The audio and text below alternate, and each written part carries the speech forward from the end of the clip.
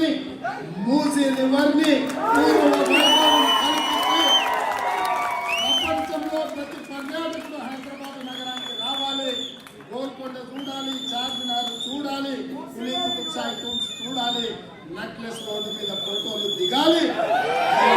ప్రాంతం పెట్టుబడులతో మన పూర్వీకులు మనకిచ్చిన ఏవైతే శిల అక్కడ ఉన్న సంపద ఉందో వాటన్నిటిని కూడా ప్రపంచానికి పరిచయం చేయాల్సిన బాధ్యత మన ప్రభుత్వం మీద ఉన్నది.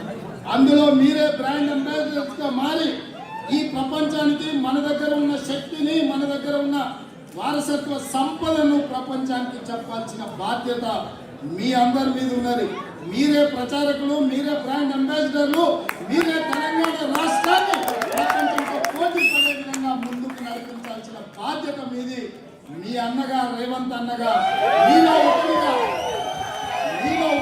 మీతో కలుస్తూ, మీతో చర్చిస్తూ, మీ సలహాలు సూచనలు తీసుకుంటూ రాష్ట్రాన్ని అభివృద్ధి పదం వైపు నడిపించే బాధ్యత నెరవేరుస్తానని మీకందరికీ తెలియజేస్తున్నా. ఈరోజు ఐటీ రంగమైన, ఫార్మా రంగమైన, ఆర్టిఫిషియల్ ఇంటెలిజెన్స్ రంగమైన, డిఫెన్స్ రంగమైన, ఏ రంగం చూసినా ఆనాటి నాయకులు ఏర్పాటు చేసిన అభివృద్ధికి సహకరించిన విధానాలను కొనసాగించాలనే మీ అన్నగా, రేవంత్ అన్నగా ఈరోజు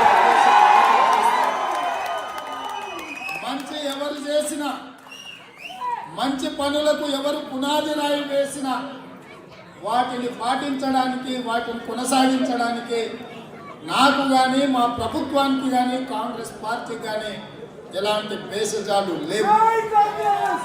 కొంతమంది కుటుంబం కోసం రాష్ట్రాన్ని ఫనంగా పెట్టి లక్షలాది కోట్ల రూపాయలు దోపిడీ చేసి ఇవాళ అవినీతి గురించి చర్చనే జరగదు, రాష్ట్రం యొక్క ఆర్థిక పరిస్థితిని ప్రజలకు వివరించొద్దు అని కొంతమంది ఈరోజు మాట్లాడుతున్నారు. మిత్రులారా, 60 సంవత్సరాలు 16 మంది ముఖ్యమంత్రులు తెలంగాణ రాష్ట్రానికి ఇచ్చిన అప్పు 72,000 కోట్లయితే ఒకే ఒక్క కుటుంబం 10 సంవత్సరాలలో 7 లక్షల కోట్ల రూపాయల అప్పు చేసి ఆ దరిద్రాన్ని ఇవాళ మన నెత్తి మీద పెట్టి మిగులు రాష్ట్రంగా ఉన్న తెలంగాణ రాష్ట్రాన్ని అప్పుల ఊబిలో ముంచి ఇవాళ ప్రభుత్వ ఉద్యోగులకు జీతభత్యాలు ఇవ్వలేని పరిస్థితి తెలంగాణ రాష్ట్రం ఉంది.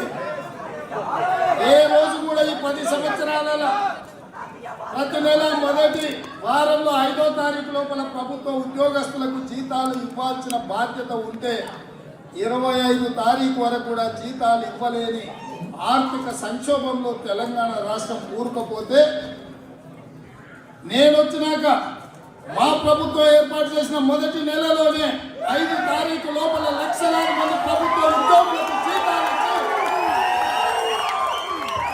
ఈ రాష్ట్రాన్ని ఆర్థిక సంక్షోభం నుంచి అభివృద్ధి పదం వైపు నడిపిస్తాము అని చెప్పి ఆ లక్ష్యంతోనే ముందుకు వచ్చినాం. ఆ దిశగా ఈరోజు మా ప్రభుత్వం ప్రయాణం చేస్తుంది. ఎన్నికలలో ఇచ్చిన గ్యారంటీలు 6 గ్యారంటీలు ఏవైతే ఉన్నాయో ఆనాడే ప్రజలకు చెప్పినాం. డిసెంబర్ 9, 2023 నాడు ప్రభుత్వాన్ని ఏర్పాటు చేసి 100 రోజుల్లో 6 గ్యారంటీలను అమలు చేసే దిశగా మా ప్రభుత్వం పనిచేస్తుంది అని చెప్పి మేము చెప్పినాం. 9 తారీఖు నాడు అసెంబ్లీ మొదలుపెట్టిన మొదటి రోజే మీరు 6 గ్యారెంటీలను ఎప్పుడు అమలు చేస్తారని జిల్లా రంగాలు శాసనసభలో మాట్లాడుతుంటే మొన్న జరిగిన ఎన్నికలలో ఆ పార్టీ నాయకులను బొక్కబోర్ల పడేసి బొక్కలు ఇరగొచ్చినా బుద్ధి రాలేదు.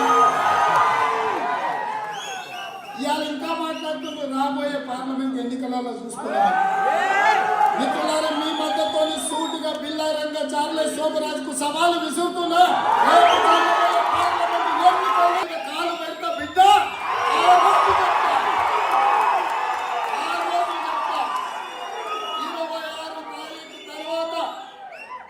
ఇంద్రవల్లిలో మొదలుపెట్టి తెలంగాణ రాష్ట్రం నలుమూలల సుడిగాలి పర్యటన చేస్తా.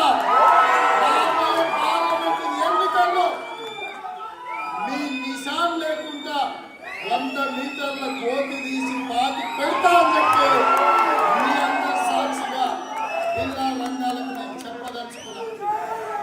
మిత్రులారా, ఎన్నికలప్పుడే రాజకీయాలు, మిగతా సమయంలో పరిపాలన, రాష్ట్రం అభివృద్ధి అన్న ఆలోచన ఉన్నవాడిని. ఇవాళ అభివృద్ధి వైపు, సుపరిపాలన వైపు రాష్ట్రాన్ని నడిపించాలన్న ఆలోచన